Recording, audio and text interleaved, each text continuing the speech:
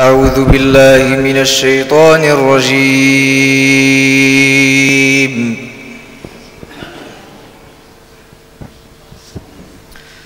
بسم الله الرحمن الرحيم.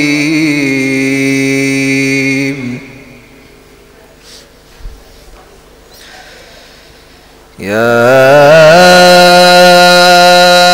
أيها الذين آمنوا اتقوا الله حق تقاته ولا تموتن إلا وأنتم مسلمون.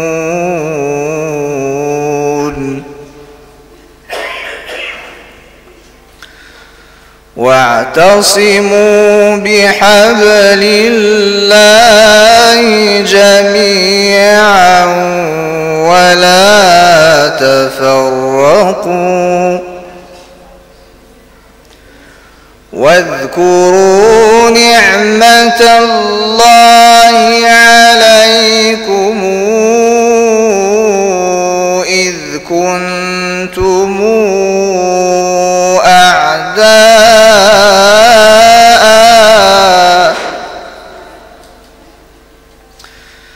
فألف بين قلوبكم فأصبحتم بنعمته إخوانا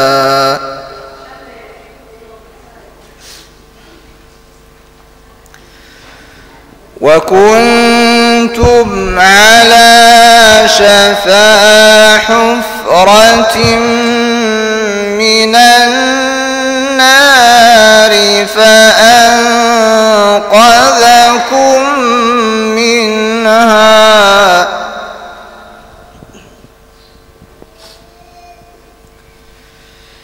كذلك يبين الله لكم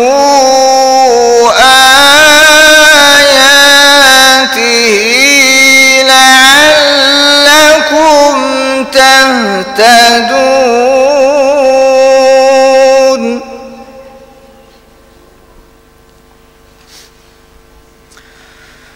ولتكن منكم أمة يدعون إلى الخير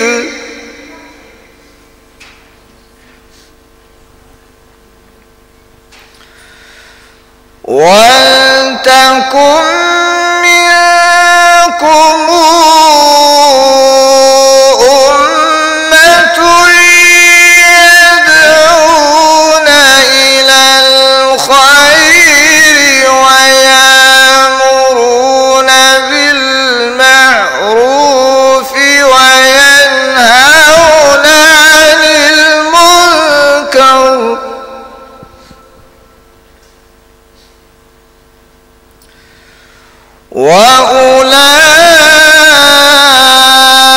وأولئك هم المفلحون.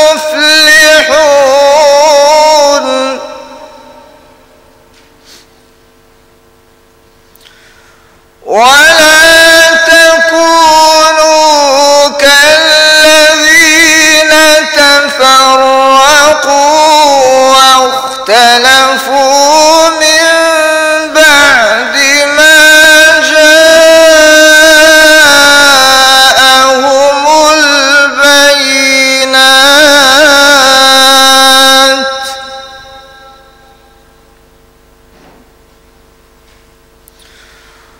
ولا تكونوا كالذين تفرقوا واختلفوا من بعد ما جاءهم البينات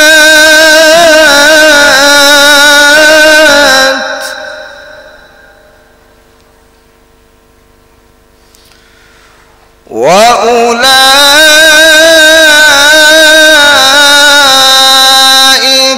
لهم عذاب عظيم.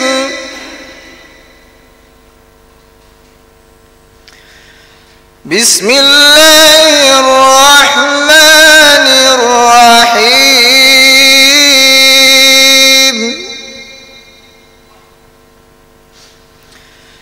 إذا جاء نصر الله والفتح ورأيت الناس يدخلون في دين الله أفواجا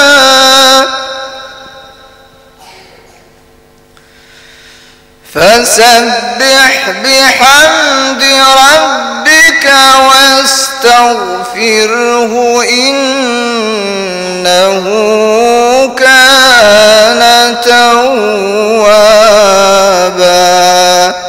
صدق الله العظيم. صدق الله العظيم وبلغ رسوله الكريم ونحن على ما قال ربنا وخالقنا من الشاهدين. الحمد لله رب العالمين والصلاة والسلام الأتمان الأكملان على سيدنا وحبيبنا محمد أشرف المرسلين وعلى آله وصحبه أجمعين ومن اهتدى بهديه واتبع سنته إلى يوم الدين ونحن معهم برحمتك يا أرحم الراحمين يا رب العالمين. بادئ ذي بدء نرحب بالجميع في هذا اللقاء المبارك.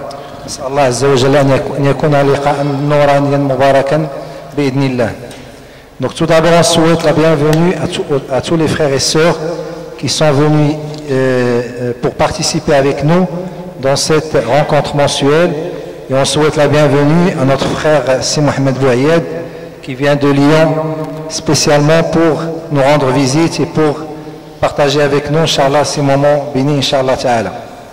Donc alhamdulillah Ta'ala اللقاء الشهري بدا كيستقر الحمد لله، وكما كتعرفوا في اخر سبت من كل شهر كيكون هذا اللقاء المبارك، ولله الحمد والمنه على هذا الفضل الكريم. Donc alhamdulillah, donc la rencontre mensuelle commence alhamdulillah à être respectée d'une façon périodique, et tous les derniers samedis de chaque mois on a cette station là qui est une station très importante pour Inch'Allah Ta'ala nous ressourcer, et qui est une station dans laquelle Inch'Allah on va nourrir l'esprit avec le savoir, avec la science, et en même temps le cœur avec l'amour de Dieu et de son prophète sallallahu alayhi wa sallam, avec l'amour des croyants, et aussi avec des moments spirituels en faisant qiyam lil et en évoquant Allah subhanahu wa ta'ala.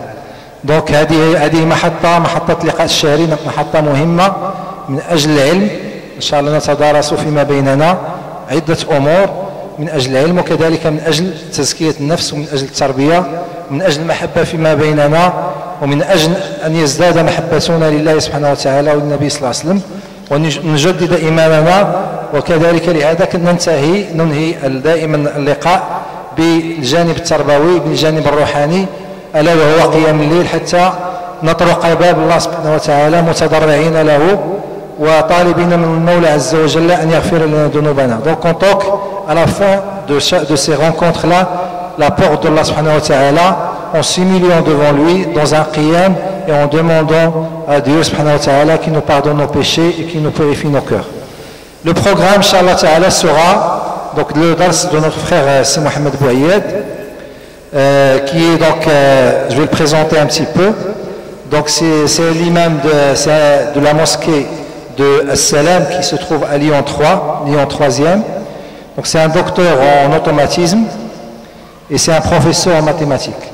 Donc on remercie pour sa présence. L'akh Si Mohamed Bouayed, imam في مسجد ليون 3 مسجد السلام، وهو دكتور في الاوتوماتيزم واستاذ في الرياضيات.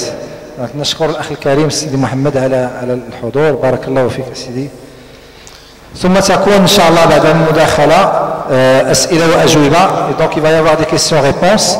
Donc au milieu inchallah de la conférence des frères Jazakallahu khair et aussi des sœurs vont passer pour vous donner des feuilles.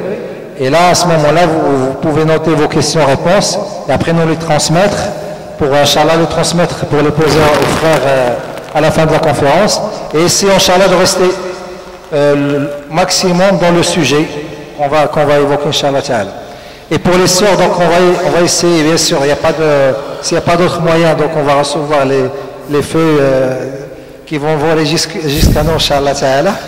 Mais au fait, si on peut les rassembler et que vous nous les transmettez, Inch'Allah, ce serait aussi bien.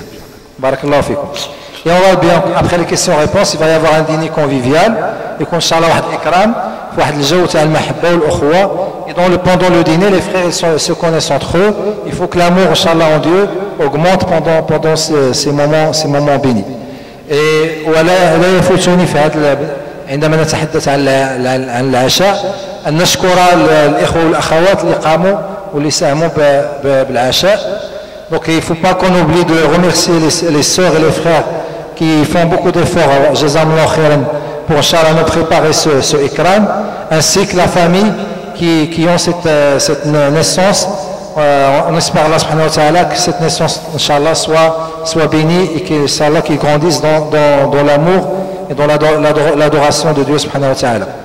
Et bien sûr, on finira donc avec un qiyam, Inch'Allah, en demandant à Allah subhanahu wa ta'ala qu'il nous accepte et qu'il nous purifie nos cœurs.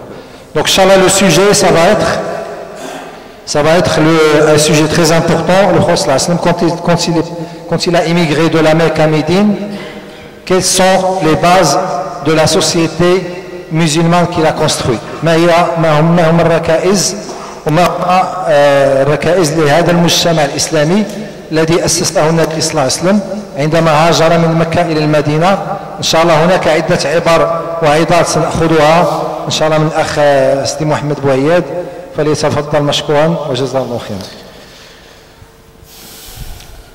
الحمد لله رب العالمين والصلاة والسلام على سيد الخلق أجمعين سيدنا محمد صلى الله عليه وعلى آله وصحبه ومن والاه إلى يوم الدين.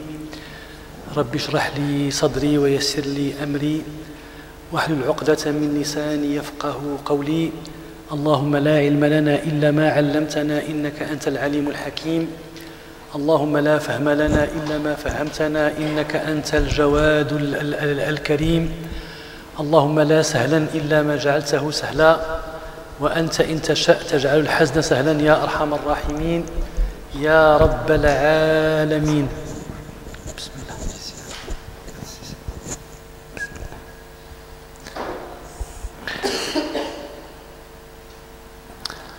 Donc, chères sœurs, chers frères, d'abord, je vous remercie pour votre accueil et puis je prie Dieu subhanahu wa ta'ala pour que cette rencontre mensuelle, Inch'Allah, soit une rencontre dans laquelle nous vivons des moments intenses de fraternité et de spiritualité, de repentir et de retour à Dieu subhanahu wa ta'ala.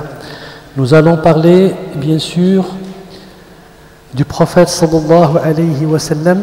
اللهم صل عليه وعلى آله.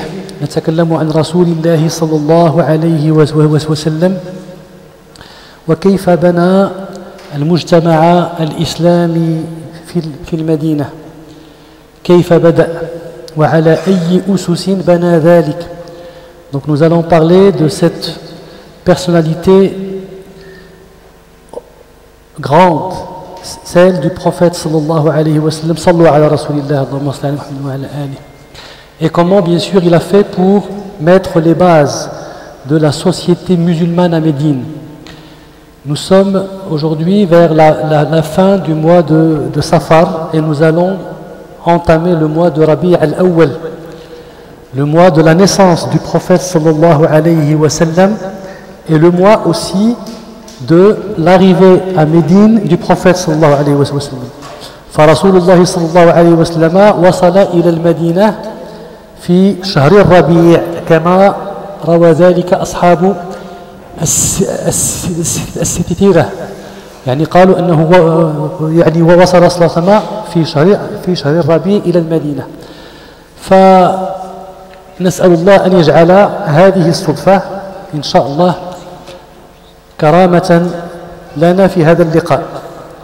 Donc alors, pourquoi nous avons préféré... Non. Les sœurs, peut-être que vous les entendez pas bien.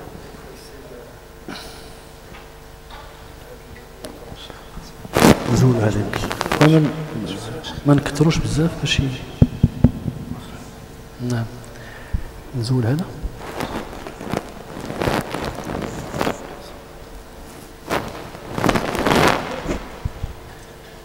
Bismillah, bismillah. Donc on entend mieux ici.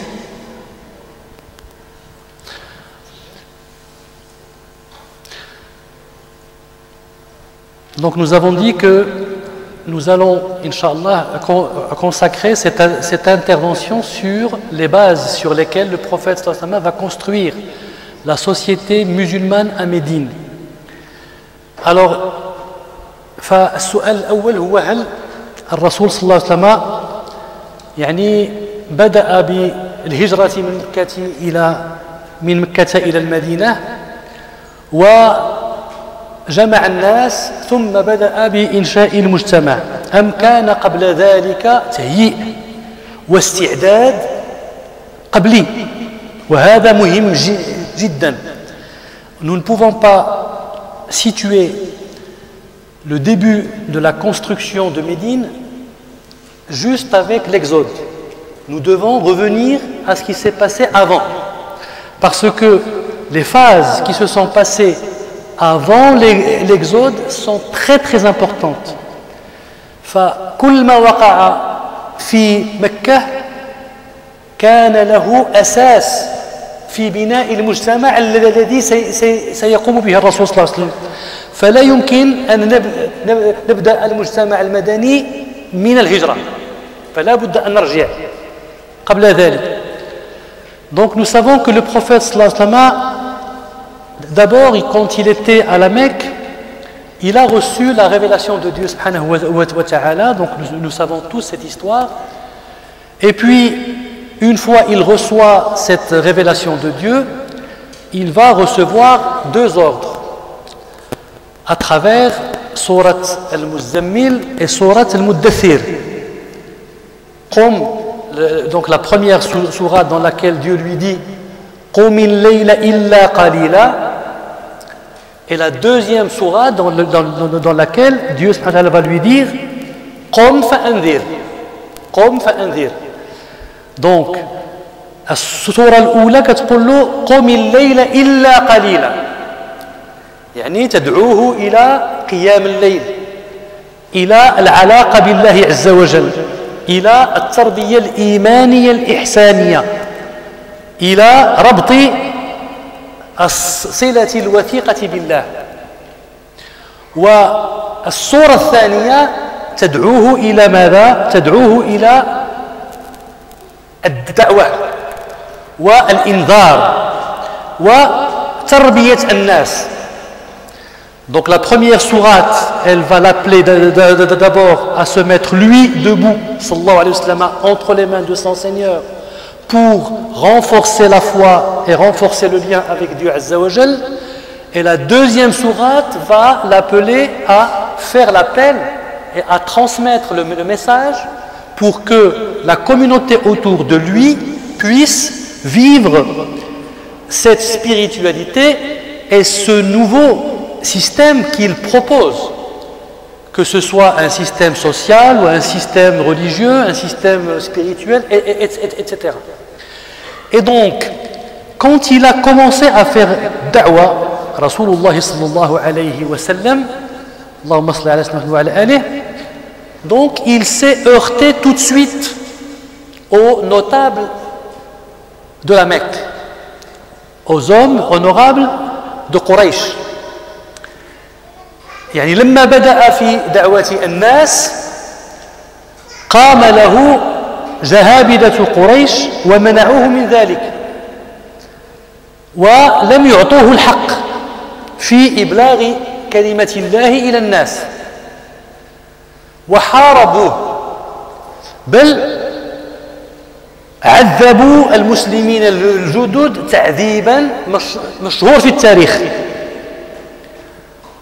وكلنا يعلم قصة سيدنا بلال عليه السلام رضي الله عنه وهو يقول أحد.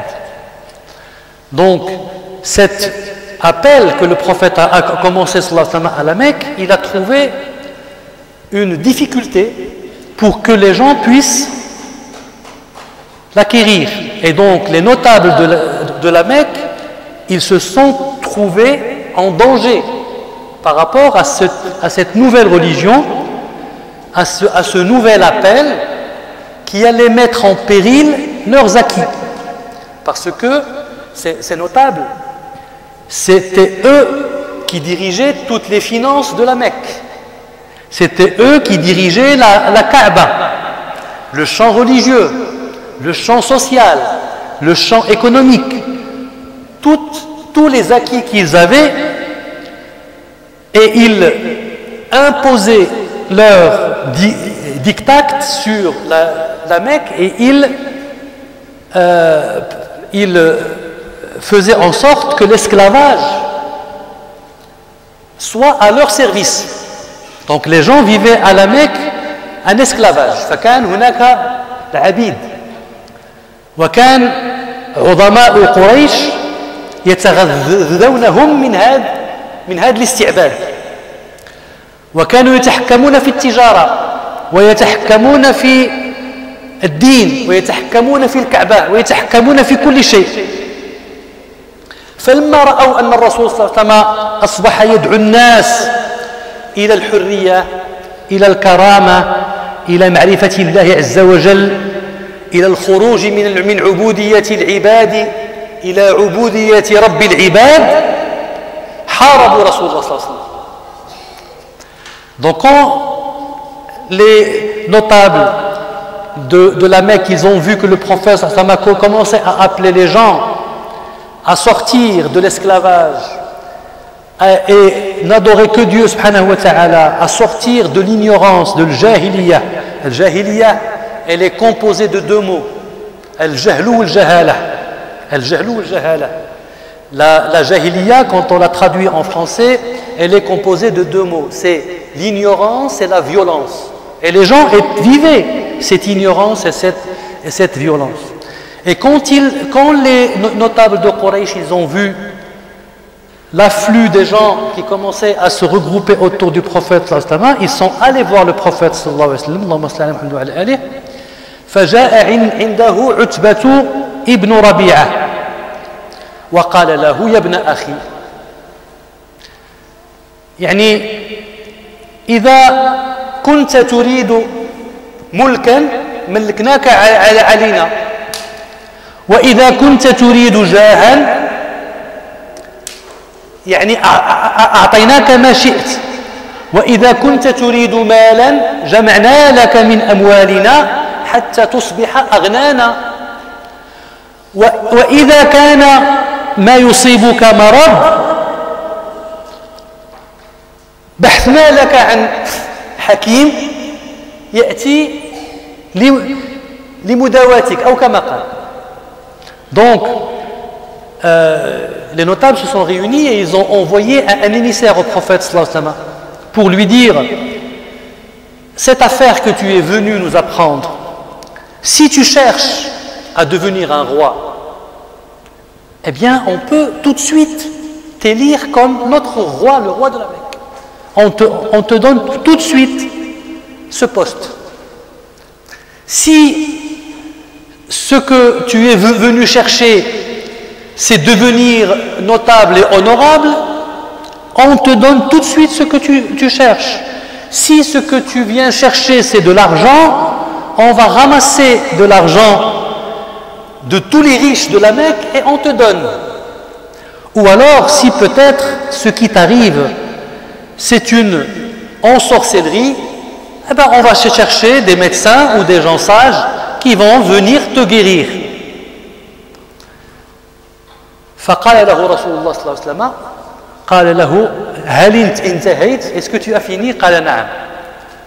فتلا عليه رسول الله صلى الله عليه وسلم بسم الله الرحمن الرحيم حاميم تنزيل من الرحمن الرحيم كتاب فصلت آياته قرآن عربي لقوم يعلمون بشيرا ونذيرا فأعرض أكثرهم فهم لا يسمعون وقالوا قلوبنا في أكنة مما تدعونا إليه ثم مضى رسول الله صلى الله عليه وسلم إلى آخر الآيات. Après cela, le prophète sallallahu alayhi wa sallam, il lui a dit tu as fini? Il lui a dit oui. Alors il a commencé à lui réciter du Coran. Il lui a dit Hamim, Bismillah ar-Rahman ar-Rahim, Hamim. Il a été descendu par le miséricordieux, le tout miséricordieux. C'est un livre dont les versets sont détaillés. Il est lu en langue arabe pour un peuple qui n'ont pas de science. Il est venu pour leur apporter la bonne nouvelle et pour les avertir. En contrepartie, ils se sont détournés de ce message, ils ont refusé de l'écouter et ils ont dit nous avons des cœurs enveloppés, nous avons un voile entre nous et notre cœur et ce que tu nous appelles. فلما فرغ رسول الله صلى الله عليه وسلم من قراءة هذه الآيات قال فوصل إلى مكان السجدة فسجد رسول الله صلى الله عليه وسلم وترك أبا الوليد فلما فرغ من سجوده قال قد سمعت يا أبا الوليد ما سمعت فأنت وذاك. Donc, quand le prophète il lui a lu ces versets, quand il est arrivé à la position de la prosternation dans cette sourate, il s'est prosterné et il lui a dit tu as bien entendu. Alors il a compris, Utba ibn Rabi'a, que c'était le refus. Alors, je m'arrête là pour une chose, pour bien comprendre c'est quoi l'essence du message du prophète sallallahu alayhi wa sallam. Le prophète sallallahu alayhi wa sallam aurait pu accepter d'être un roi, le roi de la Mecque. Et il aurait pu accepter l'argent. Et il aurait pu dire, voilà, très bien, maintenant que je suis roi, que j'ai de l'argent, je peux imposer la religion à la Mecque en tant que roi. Je peux. Rien ne m'interdit puisque c'est moi qui devais devenir le roi. أنا غنكون ملك على الناس. فإذا يمكن لي نفرض الإسلام فرضا على الناس ونقول لهم طيب أنا عندي القرآن غادي يولي هو دستور مكة وغادي نطبقوه فرضا على الناس. ولكن الرسول صلى الله عليه وسلم لم يقبل ذلك. Mais le prophète il a refusé cela. Alors qu'il avait cette possibilité. Donc, la mission du prophète sallallahu alayhi wa sallam n'est pas juste de venir appliquer sharia, appliquer la loi. Non, il y a autre chose qui est plus important encore. Et c'est ce qu'il faut qu'on comprenne. Il y a des gens qui disent, très bien, il faut que les pays musulmans appliquent sharia. Et si les pays musulmans appliquent sharia, ça y est, on sera sauvé. Non, il y a toute une démarche avant cela pour arriver à appliquer sharia. C'est ce que le prophète il va faire. Parce que on va voir quand il va comprendre l'impossibilité justement de faire passer son message comme il le veut à son peuple, il va décider de faire l'hijra ila al-Madina, de faire l'exode. يعني لما سيتيقن الرسول صلى الله عليه وسلم باستحالة أنه يستطيع أن يدعو الناس بكل حرية. Nous demandons aux sœurs là-haut, s'il vous plaît, si vous pouvez garder le silence. Les enfants, jazakumullah kulla khair.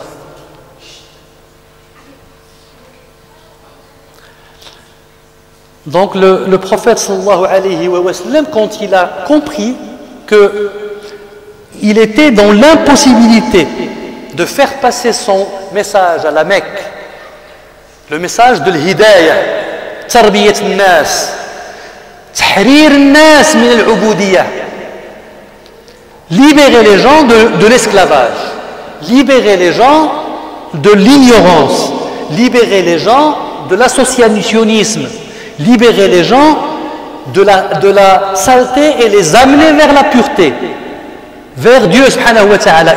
Il a compris que c'était impossible de le faire dans le système mécois. Le système mécois qui était corrompu. Il a eu la permission de Dieu subhanahu wa ta'ala de faire l'exode et d'aller à Médine. وعندنا رواية أن رسول الله صلى الله عليه وسلم كما روى ذلك عبد الله بن عباس رضي الله عنه قال لمكة وهو خارج منها خارج من مكة قال لها ما أطيبك وما أحبك إلي, يعني وكأنه يبكي على مكة لأنه يحب مكة رسول الله صلى الله عليه وسلم, لأنها بلد الله الحرام يحبها, ولكن يقول لها ما أطيبك وما أحبك إلي ولولا أن قومك أخرجوني منك ما سكنت غيرك.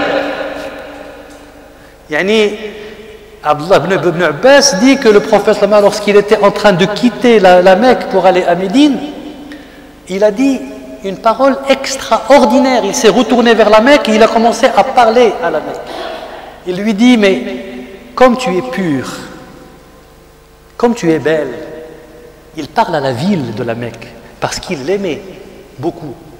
Il dit, et tu sais que tu es le pays le plus aimé à mon cœur. Si ton peuple ne m'aurait pas chassé de toi, je ne serais jamais sorti. J'aurais jamais pu habiter dans une autre ville, dans un autre pays. Et ça, c'est une preuve que le prophète sallallahu alayhi wa sallam, il était dans une situation où il était difficile de faire ce qu'il voulait faire à la Mecque. Il était impossible.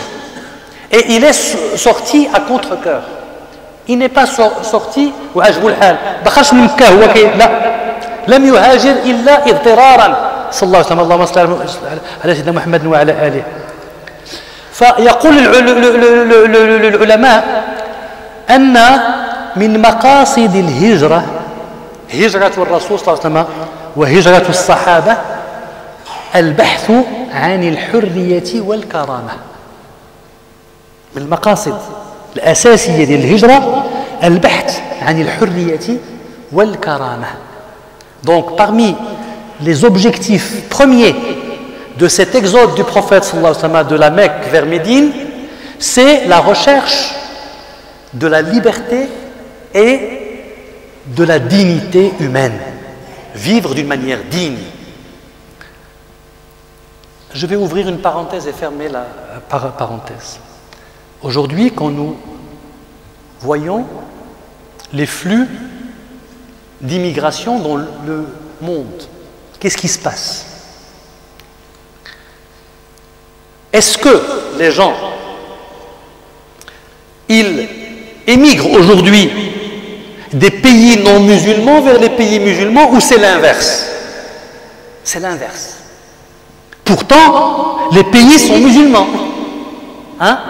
Pourtant, dans ces pays-là, il y a la prière, il y a le ramadan, il y a le hajj, il y a le din, il y en a. Mais les gens sont en train, aujourd'hui, de s'exposer à la mort pour prendre des bateaux clandestinement dans les mers, pour fuir les pays musulmans, pour venir dans des pays européens qui ne sont pas musulmans. علاش؟ سؤال. وهذه كذلك هجرة. Ça aussi c'est un exode. Oui ou non? C'est une exode aussi. علاش؟ لماذا؟ بل العكس. Pourquoi le prophète sallallahu alayhi wa sallam, après, quand il a construit la civilisation musulmane à Médine, il va interdire aux musulmans de rester à l'extérieur. Il va leur dire أنا بريء ممن يقيم بين ظهراني المشركين. Parce qu'il a construit quelque chose. Il a construit la liberté, la dignité. L'homme, il peut vivre à Médine pleinement comme un être humain, dignement. Il n'est plus un esclave. Non, c'est le serviteur de Dieu Azza wa Jal. Et les gens qui vivaient d'une manière indigne, ils vivaient à l'extérieur. Ils étaient les esclaves des autres. Et aujourd'hui, qu'est-ce qui se passe? Tous les musulmans qui viennent en masse, qu'est-ce qu'ils fuient? Pourquoi ils fuient les pays musulmans aujourd'hui? Parce que tout simplement, ils ne sont pas libres. Ils ne vivent pas d'une manière digne. C'est aussi simple. C'est aussi simple. Le jour où nos pays instaurent la vraie liberté, la vraie dignité de l'homme, instaure l'égalité, instaure la valeur de l'homme dans les pays musulmans, c'est l'inverse qui va arriver. Les gens, ils vont venir. Et beaucoup de gens, ils fuient ces pays-là. Et donc ça, c'est pour dire que, par exemple, ce que fait un certain État islamique qui est appelé Daesh, vouloir instaurer la charia par force et imposer aux gens, dire voilà, on applique la loi de Dieu, subhanahu wa ta'ala. Mais les gens sont en train de fuir. Ils sont en train de venir mourir dans les mers, dans les frontières. Ils se sont entassés en Turquie. Et après, ils sont en train de venir par petits groupes. Ils fuient ce qui se passe là-bas. Ça veut dire qu'il y a un problème. On a qu'un mouchkil.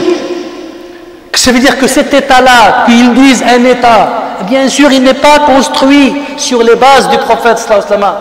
Il ne peut pas être construit sur ça. Nous allons voir maintenant sur quoi le prophète sallallahu alayhi wa sallam, il va construire cette société de Médine. Allahumma salli ala Muhammad wa ala alihi. لما وصل الرسول صلى الله عليه وسلم إلى المدينة أول شيء بدأ به بناء المسجد. La construction de la mosquée. Le premier pilier sur lequel il va construire cette société. D'abord la mosquée. Pourquoi? Parce que c'est le lien avec Dieu. Le lien avec Dieu. La première pierre, c'est construire un lien fort avec Dieu. Toute la construction mecquoise, qui était une construction de l'iman, qui était une construction de l'aqidah, une construction de la relation avec Dieu, que les compagnons, ils ont vécu dans la peine, dans la dureté, eh bien, ils devaient trouver tout de suite un lieu pour vivre leur foi. Tout de suite. Et le prophète sallallahu alayhi wa sallam, لما وصل إلى المدينة وأناخت راحلته في مربد. كان هذا المربد لغلامين، وقرر الغلامان قالوا نعطيه للرسول صلى الله عليه وسلم، نعطيه له هدية لكي يجعله مسجدا. فأبى رسول الله صلى الله عليه وسلم أن يأخذه هدية، ودفع ماله، دفع المال ديال ذاك المربد. لماذا؟ من أجل الكرامة.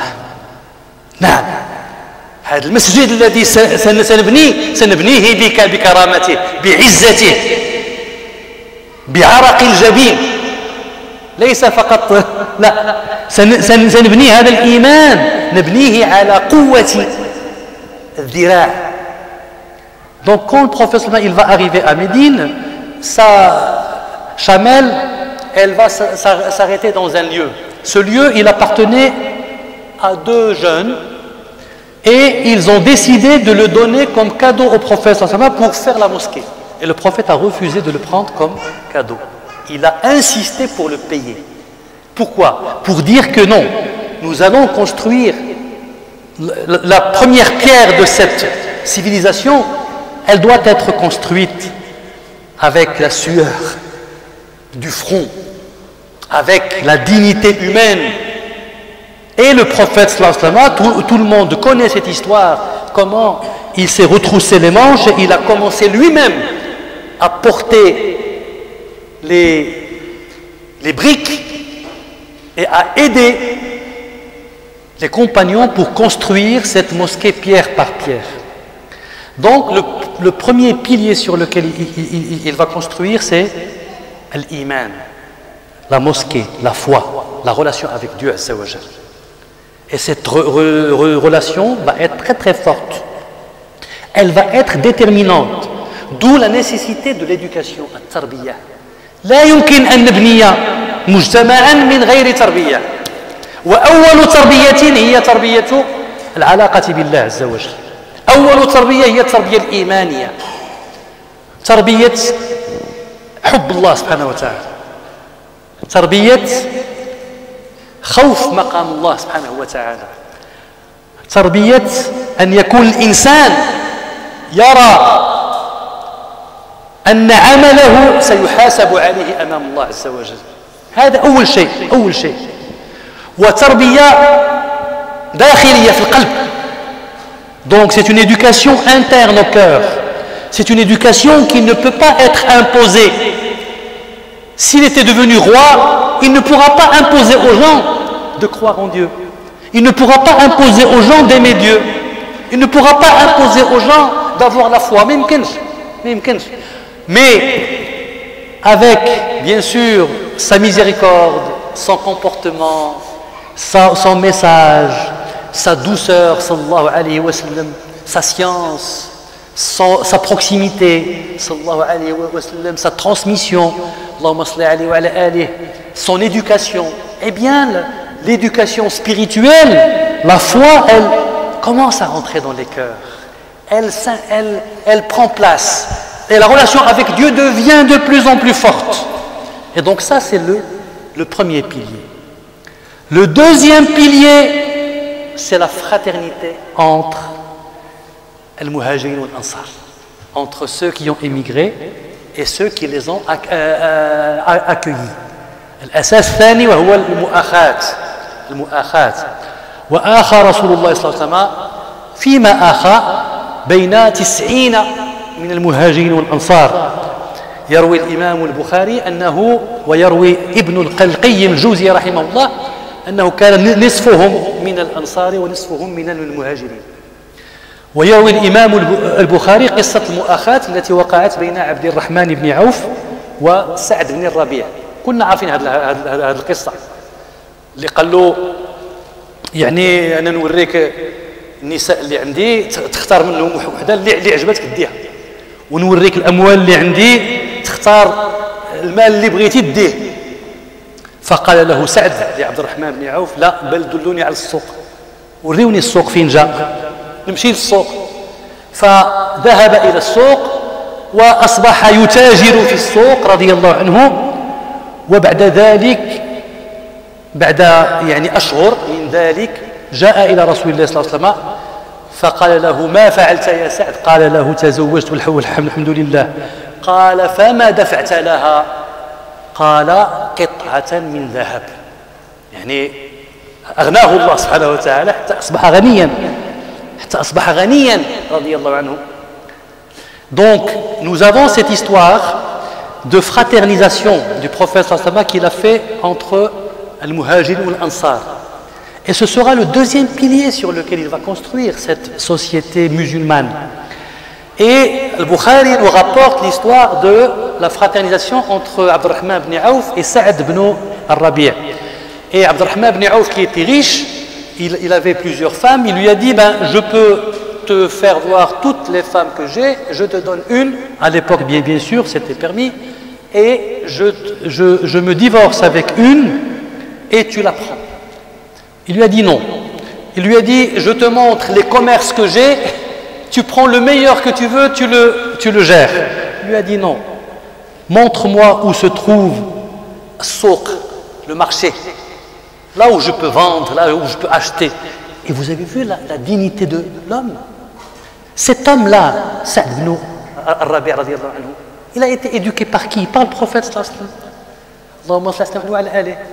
Ils ne sont pas venus émigrer à Médine pour toucher les allocations familiales, ou alors pour toucher je ne sais pas quoi, et vivre sur le dos de la société. Non. Alors que Abdurrahman ibn Auf lui a proposé, il lui a dit, tiens, prends. Il dit non, non, je refuse. Comme le prophète, il a refusé de prendre la mosquée comme cadeau. C'est pour apprendre. Donc ça, c'était l'éducation du prophète. Ça veut dire que cet hégire, cet exode de la Mecque vers Médine, elle est basée sur des valeurs. Et ces valeurs, on les voit, on les vit. Et les compagnons nous donnent des leçons de vie pour justement nous montrer que nous ne pouvons pas prétendre à une civilisation musulmane ou à une société musulmane, ou même ici en France on parle du communautarisme, mais ce communautarisme, au moins qu'il porte un nom positif, non, il porte un nom négatif aujourd'hui. Mais bien sûr, la France n'est pas un pays de communautaristes, c'est sûr et certain, mais ce n'est pas de ça. On parle comment il est vécu par les autres, comment les autres nous voient, et c'est ça le plus important.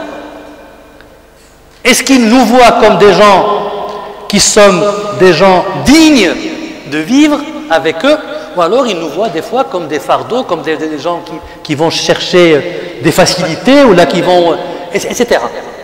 Donc ce deuxième pilier, qui est le pilier de la fraternisation, est un pilier central.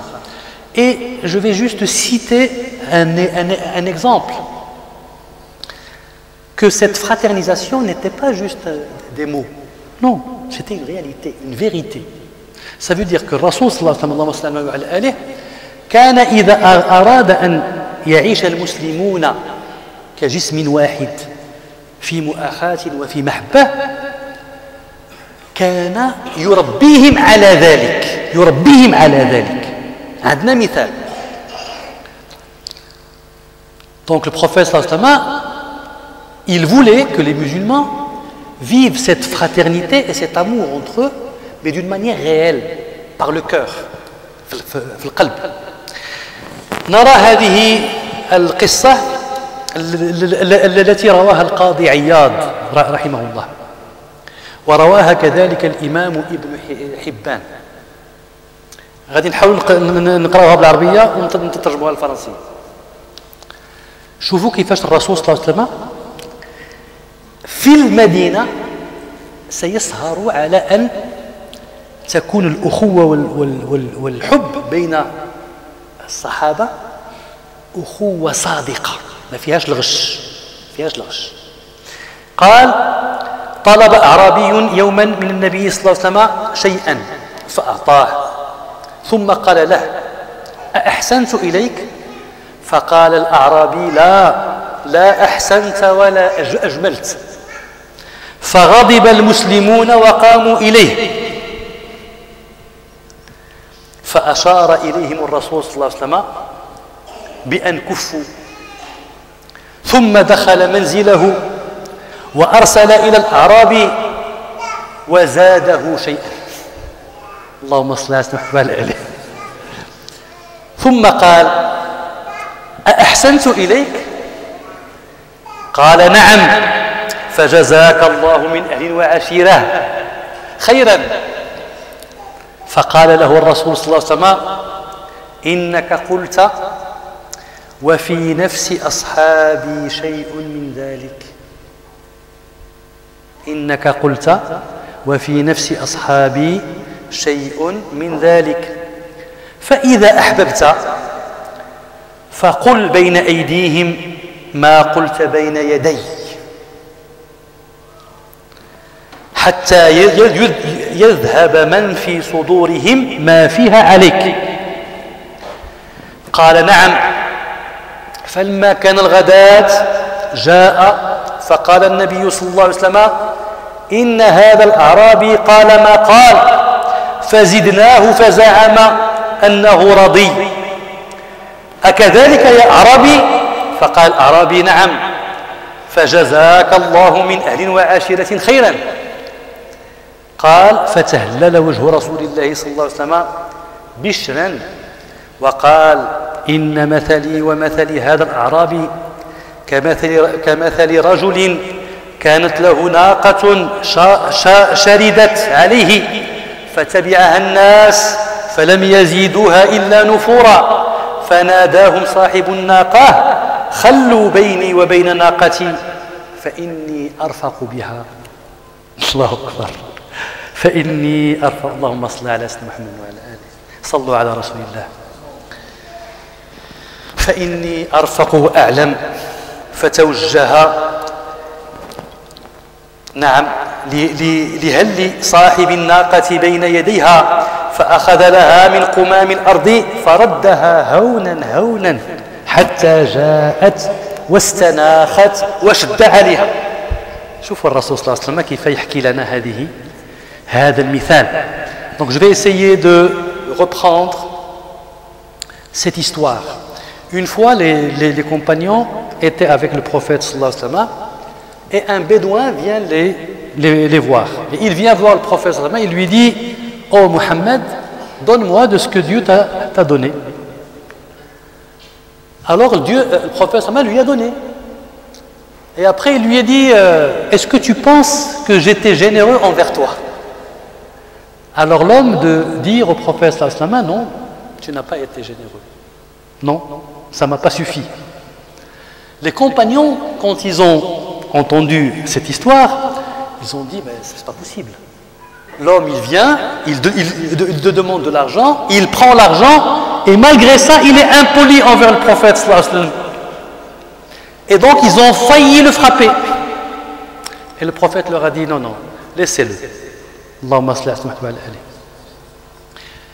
Et il est rentré chez lui, et il leur a dit « Amenez-le chez moi. » Et l'homme, il est rentré chez le prophète sallallahu alayhi wa sallam. Et une fois chez le prophète sallallahu alayhi wa sallam, il lui a dit « Tiens, je te rajoute encore plus. » Il lui a encore donné. Et il lui a dit « Est-ce que tu penses maintenant que j'étais généreux envers toi ?» Il lui a dit « Certes, que Dieu te donne la récompense, toi et ta famille, à la mesure de ce que tu m'as donné. » Il lui a dit « Bon, écoute, il y a quand même un problème. C'est que quand tu étais avec mes compagnons, tu as dit des choses qui ont quand même blessé le cœur de mes compagnons. Et aujourd'hui, ils sont contrariés par rapport à ce que tu as dit. Est-ce que tu ne veux pas revenir le lendemain et dire devant eux ce que tu viens de me dire, comme quoi tu es satisfait? Il lui a dit oui, je peux. Et il est revenu le lendemain. Il lui a dit voilà, nous avons donné à cet homme de l'argent jusqu'à ce qu'il a été satisfait. N'est-ce pas, bédouin? Il lui a dit certes, que Dieu te récompense à la mesure de ce que tu m'as donné, toi et ta famille. Et donc le prophète a dit aux compagnons, vous savez, si je n'avais pas fait cela, vous aurez gardé la haine dans votre cœur. La haine dans votre cœur envers lui. Regardez comment le prophète sallallahu alayhi wa sallam, il utilisait les moyens pour nettoyer et purifier le cœur des compagnons.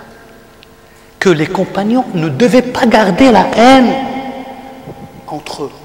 Ne pouvaient pas. Cette société musulmane nouvelle ne pouvait pas être bâtie sur juste des mots et des phrases. Combien de fois nous écoutons les versets qui viennent d'être lus. وَاعْتَصِمُوا بِحَبْلِ اللَّهِ جَمِيعًا وَلَا تَفَرَّقُوا. Et on le dit comme si c'était un ordre. Voilà. Et on ne sait pas ce qui se passe dans les cœurs. On ne sait pas comment les musulmans vivent entre eux. Ils n'ont pas appris, ils n'ont pas été éduqués à s'aimer. Ils n'ont pas été éduqués à aimer les uns les autres. Parce que le système dans lequel ils vivent, c'est un système qui apprend l'égoïsme, qui apprend l'individualisme, qui apprend la division, et même dans les pays musulmans. Hein? Parce que justement, les savants musulmans ne jouent pas leur rôle pleinement. Ils sont interdits d'apprendre aux gens cet amour, d'apprendre aux gens justement qu'est-ce que veut dire être musulman. Qu'est-ce que veut dire être musulman? Aujourd'hui, être musulman, c'est peut-être devenu même une honte chez certains. Pourquoi? Parce qu'ils n'ont pas appris à les valeurs. Ces valeurs-là, les valeurs de cet amour. Et comment le prophète, il va faire le maximum pour même entrer dans les cœurs des compagnons, pour arracher la haine, l'arracher. Et trouver des techniques comme cette technique-là, n'est-ce pas? Pour qu'ils ne gardent pas la haine. Et nous avons des associations, des mosquées, dans lesquelles les gens, ils prient entre eux, mais ce qui se passe entre eux dans les cœurs, il n'y a que Dieu qui le connaît, subhanahu wa ta'ala. Il n'y a que Dieu qui le sait. Et donc ça, c'est le manque d'éducation. Donc le deuxième pilier sur lequel cette civilisation islamique, elle va être basée, c'est le pilier, le lien entre les frères. Le lien. Ce lien, il faut qu'il soit fort. Il faut qu'il soit sincère. Il faut qu'il soit véridique. Il faut qu'il soit cordial. Ce n'est pas juste un lien superficiel. Un lien comme une emblème كتقول لها شعار المحبة وشعار الأخوة وشعار كذا ولكن القلوب يعلمها إلا الله يعلمها إلا الله سبحانه وتعالى. فهذا هو donc il finit le prophète il dit votre exemple et mon exemple dans cette histoire, c'est comme une personne qui avait une chamelle qu'il a perdue dans le désert. Et les gens commencent à courir derrière elle. Et plus les gens courent derrière elle, plus elle s'enfuit. Jusqu'à ce que le propriétaire de la chamelle, il vient et il utilise des moyens doux et des moyens intelligents, des petites astuces, en lui donnant à manger, à boire, et en la ramenant petit à petit jusqu'à ce qu'il puisse la ramener à la maison. Il dit c'est ça le travail des savants. C'est ça le vrai travail des savants, qui sont les héritiers du prophète sallallahu alayhi wa sallam. هو الصحبة. كيف تستصحب الناس بالرحمة بالحب بالحنان بالمعرفة هذا نعم، هذا هو العلماء، هذا العالم الذي يقربك إلى الله، يحببك في الله ويحبب الله فيك. هذا العالم يحببك في الناس ويحبب الناس فيك. نعم، هذا علم، هذا هو العلم الحقيقي. ليس العلم الذي يبعدك عن الناس ويجعلك حكما على الناس، تحكم عليهم. هذا محسن اللحية، هذا الجبة ديالو قصيرة، هذا راه كيدير البدعة، هذا راه كذا، وهذا علم قالها العلماء. أي علماء؟ أي علم هذا؟ أي علم هذا يفرق الأمة؟ أي علم الذي يفرق الأمة؟ هذا علم، هذا بالعكس مصائبه أكبر من منافعه، مصائبه ومضاره أكبر من منافعه. لا، الرسول صلى الله عليه وسلم، اللهم صل على سيدنا محمد وعلى آله، كان يعلم الناس الرحمة، يعلم الناس الحب. هذا هو. وهذه القصة راه فيها الكفاية. ما بغاش يخلي الصحابة قلبهم مغير على ذاك الأعرابي، ما كيعرفوش، جاي من البادية، ماشي راه عايش معاهم، ما عايش معاهم، هذا جاي من البادية، جاي من العروبية، جاي ودخل المدينة وتغير القلب ديالهم عليه، ما يبقاش القلب مغير، ما يبقاش خصو يتصفى الله أكبر شوفوا عمل الرسول صلى الله عليه وسلم هو الذي بعث في الأميين رسولا منهم يتلو عليهم آياته ويزكيهم ويعلمهم الكتاب والحكمة اللهم صل عليه وعلى آله. C'est lui qui a, Dieu dit subhanahu wa ta'ala, c'est lui qui a envoyé dans une communauté.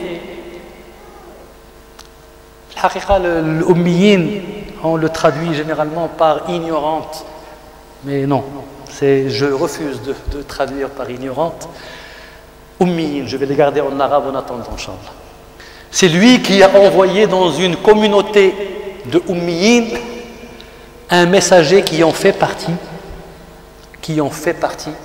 afin qu'il leur lise les versets de Dieu et afin qu'il les purifie, ils deviennent purs. Allahu Akbar. La pureté du cœur, la pureté de l'esprit, la pureté de la pensée, la pureté de l'adoration, la pureté de la voix. C'est ça l'islam, le vrai. Et après, bien sûr, ils peuvent apprendre le Coran, ils peuvent apprendre la sagesse, mais nous, on a mis les choses à l'envers. Hein? D'abord, il faut apprendre, mais il n'y a pas de purification, il n'y a pas d'éducation, de purification. Et donc, le troisième pilier, Inch'Allah, pour finir, sur lequel le prophète, il va baser la société musulmane à Médine, c'est, donc on a dit le premier pilier, c'est le lien de l'individu avec Dieu, n'est-ce pas? Al-Iman, alaqatul insani billah azza wa jalla. Le deuxième pilier, c'est la fraternité entre les croyants. Et cet amour, pour qu'il devienne un modèle, la société d'amour modèle. Et puis le troisième pilier, c'est ce qu'on appelle la constitution de Médine, Dustur al-Medina, alaqatul muslimina bi ghayrihim min al-madaniyin, بالناس الذين يعيشون معهم. C'est le lien des musulmans avec les non-musulmans, avec les juifs, avec les chrétiens, avec les gens qui ne croyaient pas et qui vivaient tous à Médine. Et il va instaurer, écrire la constitution de Médine. وثيقة المدينة وهي وثيقة طويلة جدا dans laquelle le prophète c'est même historiquement, si on fait des recherches dans toute civilisation, dans toutes les constitutions de sociétés qui ont existé, c'est la première constitution réelle dans laquelle on a des règles de vie, de vivre ensemble entre des gens qui sont différents, qui n'ont pas la même religion, qui n'ont pas la même loi, qui n'ont pas la même foi, et tous, ils ont les mêmes droits civils. Donc, dans ces constitutions, je vais lire quelques ligne de cette constitution, mais elle est longue. Donc il dit: au nom de Dieu, le compatissant, le miséricordieux. Voici ce qu'a prescrit le prophète Mohammed aux croyants et aux musulmans d'entre les Qurayshites et les Yethribites et à ceux qui les ont suivis puis se sont joints à eux et ont combattu avec eux. Ceux-là forment une seule et même communauté en dehors du reste des hommes. Les émigrés Qurayshites, les Muhajirin, comme de règle chez eux, se cotiseront pour acquitter le prix du sang et payeront en toute bienfaisance et en toute justice parmi les croyants la rançon de leurs prisonniers. Les Banu Auf, comme de règle chez eux, se cotiseront de la même manière que par le passé, et chaque collectivité payera en toute bienfaisance et toute justice de rançon de son prisonnier. De même, les Banu Harith, il va citer tribu par tribu. Tout le monde a les mêmes droits, tout le monde a les mêmes règles, selon ce qu'ils savent comme coutume chez eux. De même, les Banu al-Nabit, les Banu Nabit, comme de règles chez eux.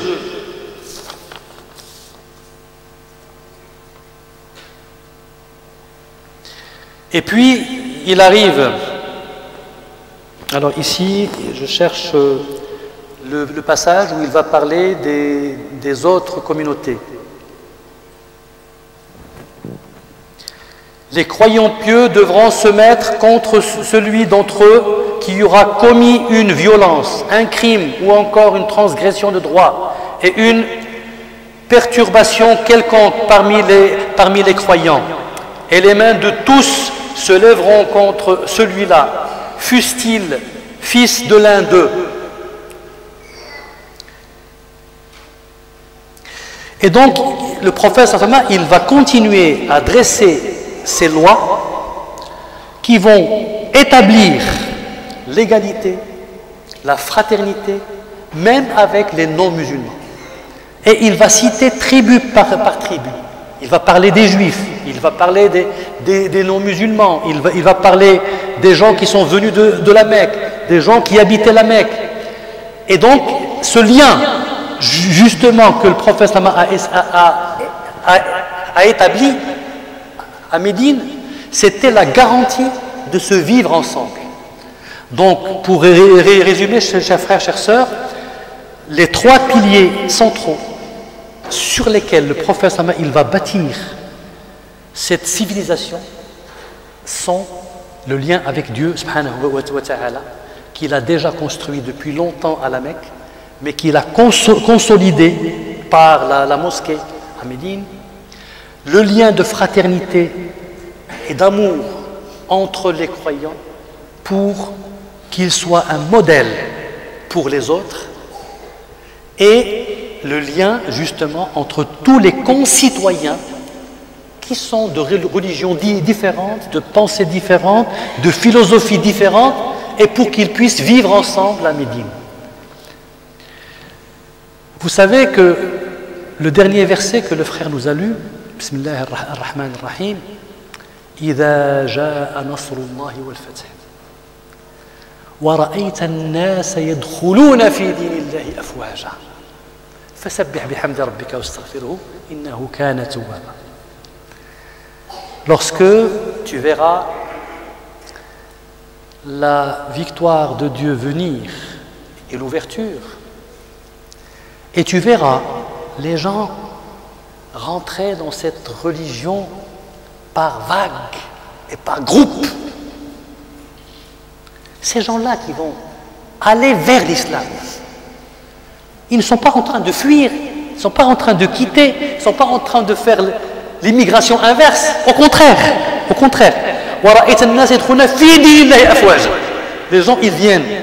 Mais ils viennent parce que, tout simplement, ils trouvent des choses qui les encouragent à venir.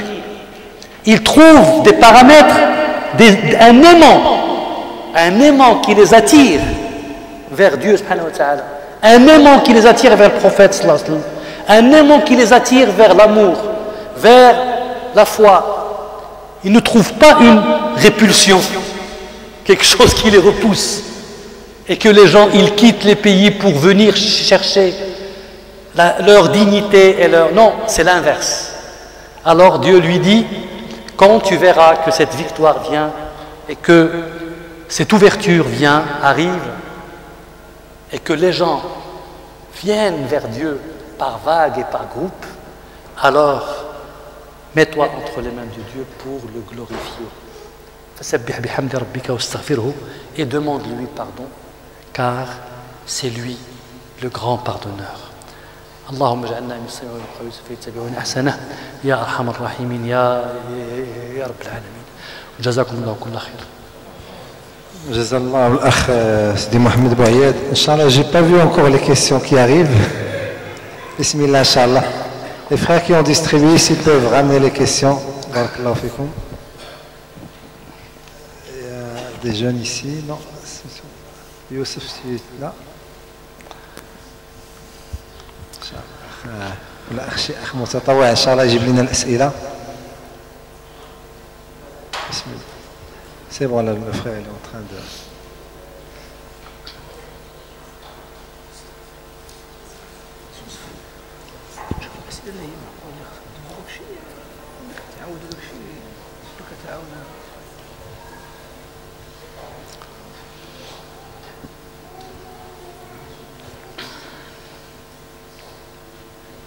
Bismillah, c'est Abou Bakr déjà, comme ça on va commencer à voir un peu les questions que... Barakallahu fik. Il y a un son, on lira autour, on va les lire à petite voix et puis après...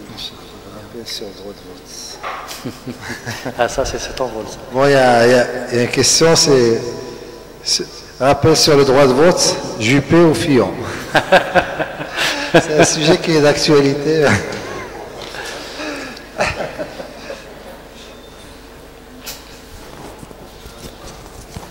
Donc, les frères et sœurs, en toute âme et conscience, demain, je pense que c'est un jour qui est très important, il ne faut pas l'oublier. C'est ce que je peux vous dire, Inch'Allah Ta'ala. Et après, on va laisser la parole au frère Siboyed. Donc, demain, ça peut, si on peut changer l'histoire, demain, Inch'Allah Ta'ala, il ne faut pas hésiter. Donc, est-ce qu'on peut donner la zakat pour la construction de l'école islamique? Alors, les questions de fiqh, Inch'Allah, vous avez vos shuyukh avec vous, Inch'Allah, mais la zakat, Allah subhanahu wa ta'ala, dans le Coran, il a spécifié 8 catégories de personnes qui méritent la zakat, et parmi ces catégories, wa fi sabilillah, et les savants, ils ont dit que la construction de l'école islamique, la construction de la mosquée, tout travail dans le sentier de Dieu, il rentre dans cette porte. Et il est permis, d'après les savants contemporains, de donner zakat justement pour ce genre d'activité. Wallahu a'lam. Puisque les migrants fuient les pays musulmans pour venir en France, est-ce que la société française est fondée sur les principes d'une vraie société musulmane? On ne peut pas dire que la société française soit fondée sur les vrais principes de la société musulmane, mais ce qui est sûr et certain, c'est que la civilisation occidentale en général, elle a beaucoup apporté dans la dignité de l'être humain, la liberté de l'homme, la valeur de l'homme, les droits de l'homme, etc. C'est une réalité. On ne peut pas nier cela, malgré bien sûr quelques problèmes, malgré peut-être qu'ils peuvent attaquer peut-être l'islam, ils peuvent attaquer les musulmans, ils peuvent faire, etc. Mais ce n'est pas ça le problème. Le problème, c'est que l'homme en tant qu'homme, l'être humain en tant qu'être humain, eh bien, pourquoi les gens ils vont fuir un pays et venir ici? S'ils étaient meilleurs, s'ils vivaient mieux ailleurs, pourquoi ils vont venir là? Mais ils vont venir là parce qu'ils ont trouvé des choses. Il y a des choses qui les plaisent ici. C'est une réalité. Il y a de la justice, il y a du droit, il y a de la dignité. C'est une vérité, on ne peut pas nier cela. Et le fait que cette civilisation, elle a apporté cela, il faut le reconnaître. Maintenant, il y a un problème. C'est une réalité. C'est quoi? C'est que ils ont mis à l'écart la religion et la foi. Et ça, c'est un grand problème. Donc, les musulmans, ils ont bien sûr cette mission de rappeler les gens à la foi. Mais rappeler les gens à la foi ne veut pas dire les rappeler à un système théocratique, à un système de shuyukh, non, c'est ta relation avec Dieu subhanahu wa ta'ala, ta relation avec Allah azza wa jal. Tu vas mourir, tu vas rencontrer ton Seigneur, tu vas rendre des comptes à Dieu, etc.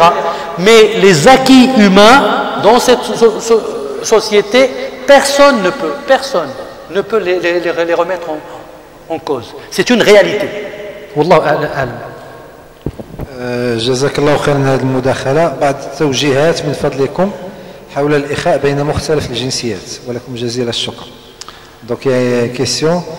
Le frère demande quelques consignes pour fraterniser les différentes nationalités. Oui, bon, Inch'Allah, je pense que ça c'est cette notion de asabiya qabaliya, l'esprit de tribalisme qui est chez beaucoup de pays arabes. Lorsque le Marocain il dit moi je suis Marocain et je suis fier de l'être, l'Algérien il dit moi je suis Algérien et je suis fier de l'être, le Tunisien il dit cela, etc., l'Égyptien, le Syrien, et chacun il est plus chauvin par rapport à son propre pays et il oublie d'abord son identité humaine, son identité d'être humain, son identité de musulman, son identité qui fait partie de la communauté de foi. Et donc, quand on vit en France ensemble, quand on vit au Maroc, par exemple, on ne ressent pas ça. Pourquoi? Parce que tout le monde est marocain, donc il n'y a pas de problème. Les Algériens entre eux, ils ne ressentent pas ça. Peut-être, je ne sais pas. Les Tunisiens entre eux, ils ne ressentent pas ça.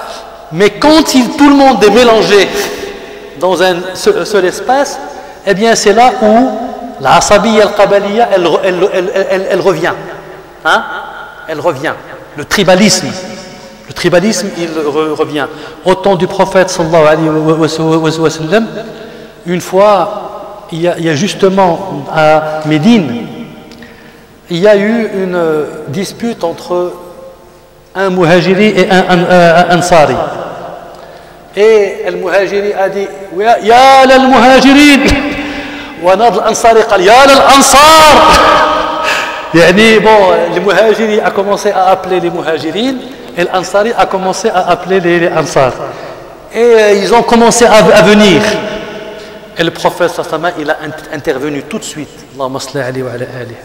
قال ذروها إنها منتنة. ذروها إنها منتنة. Laissez-la. Elles sont mauvais. La asabiya al-qabaliya. Il dit, elles sont mauvais. Laissez-la. Elle a pourri. Hein? Elle vous a pourri lorsque vous étiez à la Mecque. Ne la ramenez pas ici à Médine. Ne la ramenez pas à Médine. N'est-ce pas? Et donc, il les a calmés et il les a fraternisés. Comment laver nos cœurs de la haine, l'égoïsme, l'individualisme? Eh bien sûr, c'est tout un programme. C'est tout un programme. C'est ce qu'on appelle l'éducation. L'éducation, et nous avons parlé peut-être dans l'ancienne conférence qu'on était venue sur les conditions de l'éducation. Il faut bien sûr être entre les mains de savants qui sont des amis intimes de Dieu subhanahu wa ta'ala, qui connaissent Dieu azza wa jal, qui sont là pour nous guider vers Dieu subhanahu wa ta'ala. Et puis être toujours prêt à faire dhikrullah azza wa jal, faire le rappel de Dieu, la ilaha illallah, Allahu akbar, alhamdulillah, wa salatu wa salam ala rasulillah, ila akhirih. Et puis après, être sincère. Être sincère. C'est les trois conditions. La véracité. Quelqu'un qui cherche le visage de Dieu réellement et qui multiplie bien sûr le dhikr et qui multiplie les prières dans les mosquées et qui est éduqué par un homme de Dieu subhanahu wa ta'ala, il ne pourra que avancer pour purifier son cœur. Pour purifier son cœur. Et puis après, c'est tout un chemin. C'est tout un chemin. Quand tu ressens dans ton cœur de la haine envers un frère, sache que dans cette situation, ce qui, entre vous deux, celui qui est le plus en danger, ce n'est pas ton frère, c'est toi-même. Parce que lui, il n'a rien dans son cœur. C'est toi qui ressens de la haine. Et donc, toi, tu es en danger. Parce que tu ressens de la haine. Et donc, il faut que tu comprennes que cette haine que tu ressens, elle pourra te nuire le jour du jugement dernier. Elle pourra jouer contre toi le jour du jugement dernier. Donc, comment faire? Mets-toi entre les mains de Dieu, subhanahu wa ta'ala. prie Dieu pour qu'il enlève cette haine. Et prie Dieu pour ton frère. Fais-lui dua. Fais-lui dua. Fais de sorte que Dieu fasse rentrer son amour dans ton cœur. Qu'il remplace la haine par l'amour. Et si cette haine ne disparaît pas, c'est que le cœur est malade. C'est que le cœur, il est vraiment malade. Il est vraiment malade. Cette histoire qui s'est passée entre Sidna Ali et Sidna Muawiyah,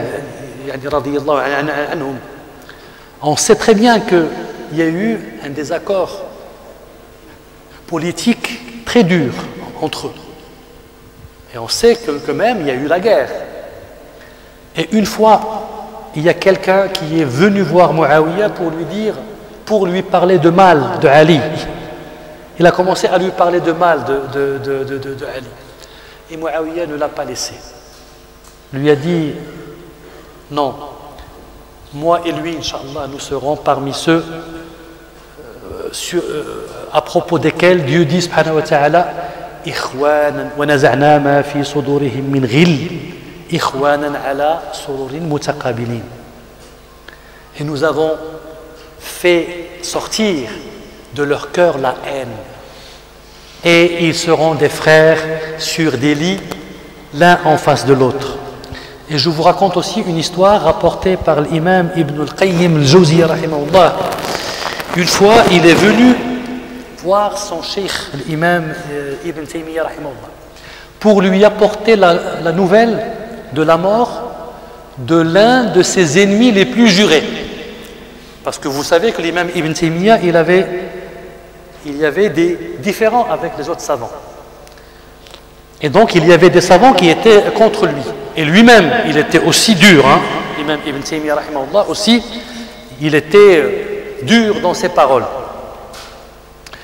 Et lorsque l'imam Ibn Qayyim il est venu le voir pour lui apporter l'annonce de la mort de son ennemi, comme s'il voulait lui dire, ça y est,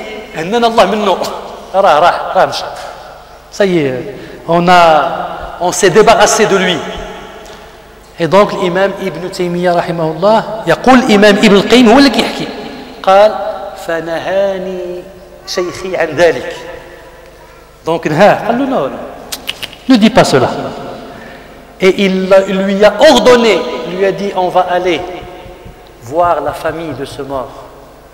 Et il est allé les voir. Et il leur a dit, il faut compter que votre papa n'est pas mort. Je suis à la place de votre père. Si vous avez besoin de quoi que ce soit, vous venez frapper à ma porte. Alors qu'il était son ennemi juré. Et pourtant, non. Et c'est ça les vrais savants, ceux qui avaient la science, la connaissance de Dieu subhanahu wa ta'ala. On ne garde pas la haine dans le cœur. La haine, elle tue le cœur. Elle tue le cœur. Dhi'b al-ja'i'. Le loup affamé, c'est ça la haine. Allah yahfad.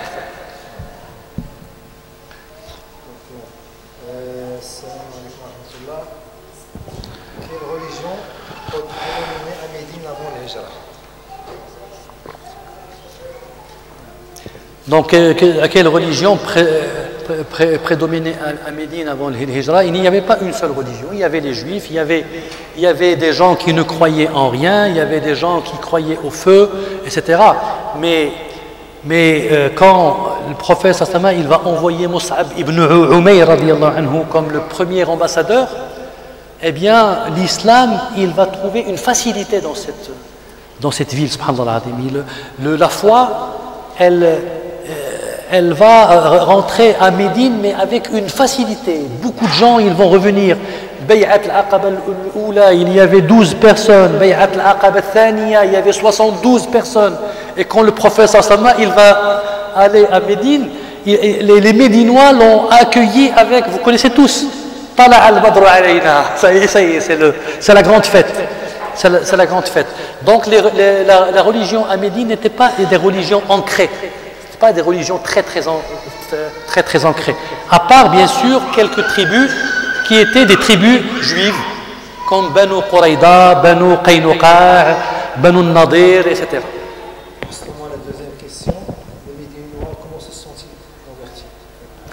Eh bien, il y a plein d'histoires sur la conversion des Médinois, sur le travail de Mus'ab ibn Umayr radiyallahu anhu. Mus'ab ibn Umayr, c'est un jeune qui est parti très très jeune justement et qui est mort jeune, très très jeune. Et il y a des histoires comme quoi quand il est arrivé, c'est surtout le comportement et la bonne parole. C'est surtout le comportement et la bonne parole. Ils ont compris que ces gens, ils avaient un secret. Quand ils parlaient, leur parole, elle arrivait dans les cœurs.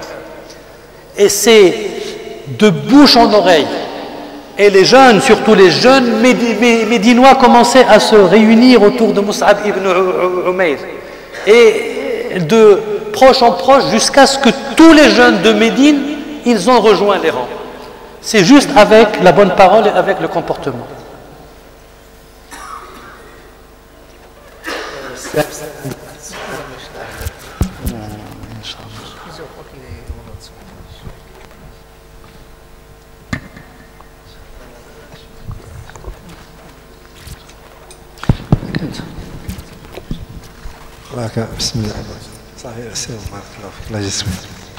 D'accord, aujourd'hui on a quelques soucis techniques, Inch'Allah. Donc il y a beaucoup de questions sur la jurisprudence islamique, il y a beaucoup de questions. Vous savez tous que le deuxième samedi de chaque mois, il y a Cheikh Ghiton qui est là avec nous de l'Maghreb jusqu'à l'Aïcha, ça veut dire pendant 2h30. Et Cheikh Ghiton, il est vraiment spécialiste dans la jurisprudence islamique. Donc ces questions-là, Inch'Allah, on ne va pas les perdre, on ne va pas les jeter, on va les garder pour le deuxième samedi du mois, Inch'Allah Ta'ala, et on va lui poser ces questions-là. Donc on reste, Inch'Allah, autour du thème du frère Rani.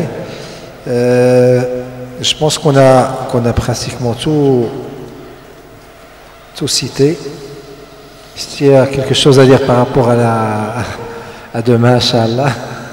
Moi, je n'ai rien à dire. Que chacun prenne ses responsabilités. Et puis ça, c'est le rôle de votre association. Si Mohamed, il y a quelque chose à dire?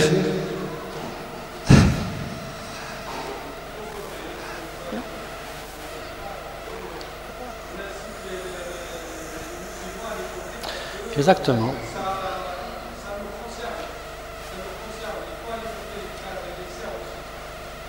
Donc notre président... Non mais...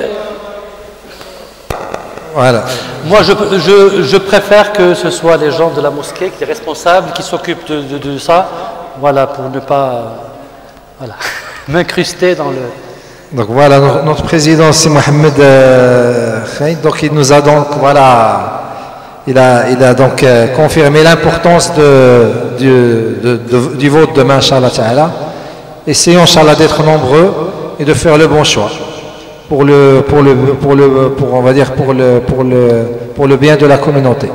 Inch'Allah Ta'ala, il faut pas, c'est peut-être demain, on va peut-être avec Inch'Allah un bon, créer la surprise. Voilà, un bon, Inch'Allah, on va dire une bonne participation, on peut peut-être demain, Inch'Allah, écrire notre histoire nous-mêmes. Il ne faut pas qu'on reste passif, il faut qu'on passe à l'acte. On est quand même une minorité très importante ici. Il faut pas quand même faudra quand même qu'on prenne un peu les choses en main. Ouais. Il y avait une bonne mobilisation. Les gens, ils ont constaté qu'il y avait une bonne mobilisation de la communauté la semaine dernière. Il faudra, je pense, qu'il soit multiplié plusieurs fois demain, Inch'Allah Ta'ala. Donc, en toute âme et conscience, on vote sur le candidat qui convient le mieux. Inch'Allah Ta'ala. Donc, les frères, le programme n'est pas terminé. Donc, barakallahu fikum pour votre participation. Donc, il va y avoir bientôt, Inch'Allah, le dîner, Inch'Allah Ta'ala. Après, il va y avoir Qiyam, Inch'Allah Ta'ala. On remercie les frères et sœurs qui sont au service, et les frères et les sœurs qui ont cuisiné, barakallahu fikum. الله يتقبل منكم والاخ والاخت اللي عندهم هذه العقيقه نطلبوا الله تعالى يبارك لهم في الولاد تاعهم في المولود اللي تزاد عندهم وان شاء الله تعالى faut savoir qu'aussi un petit peu de silence les frères barakallahu fikum c'est pas les frères sont en train de préparer les inchallah on va dire les tables plutôt les sofras, les nappes, on va dire, c'est pas les tables. Et Inch'Allah, donc on va profiter de ce temps-là pour rappeler quelques points, Inch'Allah Ta'ala. Donc il faut savoir, les frères, à ceux qui ne sont pas au courant, tous les dimanches matins, on fait ce qu'on appelle Jalsat Shoroq, l'assise de Shoroq. Et donc du coup, justement, ça va être demain, donc le programme n'est pas terminé. Donc après le dîner Al-Qiyam, on part Inch'Allah Ta'ala pour se reposer avec la meilleure des intentions et venir demain Inch'Allah Ta'ala pour la prière de Subh. Et il va y avoir une exhortation avec le frère Sidi Mohamed Bouayed qui va nous faire une exhortation après Subh.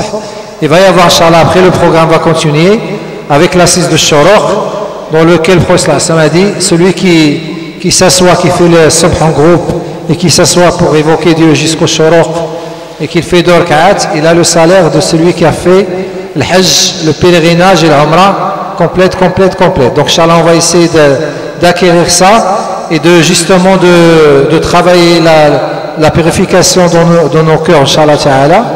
Et après, pour ceux qui veulent faire du sport, on va faire du foot, Inch'Allah Ta'ala, demain après le petit déjeuner. Donc j'ai cette Shoroq, l'assise de Shoroq, qui est suivie par un petit déjeuner. Après, il y a Inch'Allah une séance de sport, Inch'Allah Ta'ala. Avec demain, une nouveauté, c'est qu'on va aller, alhamdoulilah, grâce aux efforts des frères, et pour ne pas le citer, le Hajj Dani, on va demain jouer, Inch'Allah, dans le gymnase, dans un gymnase, Inch'Allah Ta'ala. Donc, Inch'Allah, voilà le programme. Inch'Allah, si vous avez des questions, d'autres questions, sinon on va demander aux frères, Inch'Allah, de faire dua. Inch'Allah, مع الحضور كاملين مع الإخوة والأخوات اللي في الخدمة بغيت نسمع الدعاء وندعيو مع الناس إن شاء الله اللي صاروا لها الإكرام إن شاء الله.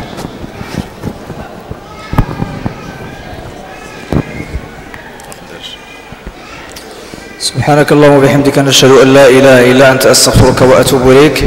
عملنا سوءا أو ظلمنا أنفسنا فاغفر لنا فإنه لا يغفر الذنوب إلا أنت. اللهم لك الحمد شكرا ولك المن فضلا وأنت ربنا حقا. اللهم إنا نسألك باسمك الطيب الطاهر المبارك الأحب إليك الذي إذا دعيت به أجبت وإذا سئلت به أعطيت وإذا استرحمت به رحمت وإذا استفرجت به فرجت قلت وأنت أصدق القائلين قل ما يعبأ بكم ربي لولا دعاؤكم. اللهم هذا الدعاء ومنك الإجابة فاستجب لنا يا ربنا كما وعدتنا. وإذا سألك عبادي عني فإني قريب أجيب دعوة الداع إذا دعان. اللهم استجب دعاءنا في هذه الليلة المباركة السعيدة برحمتك يا أكرم الأكرمين يا رب العالمين. اللهم اجعلنا إخوانا على سرر متقابلين. اللهم اجمع شمل المسلمين. اللهم اجمع شمل المسلمين ووحد كلمة المسلمين برحمتك يا أكرم الأكرمين يا رب العالمين. وارفع راية المسلمين. اللهم ارفع الظلم عن المظلومين برحمتك يا أكرم الأكرمين يا رب العالمين. اللهم اشف مرضانا وعافي مبتلانا شفاء لا يغادر سقما ولا يبقي ألما برحمتك يا أكرم الأكرمين يا رب العالمين. هذه الزيادة نسأل الله تبارك وتعالى أن يجعلها زيادة خير وأن يجعلها زيادة بركة وأن يقر بها العين برحمتك يا أكرم الأكرمين يا رب العالمين. اللهم اجعلها من الصالحات واجعلها من حفظة كتابك العزيز برحمتك يا أكرم الأكرمين يا رب العالمين.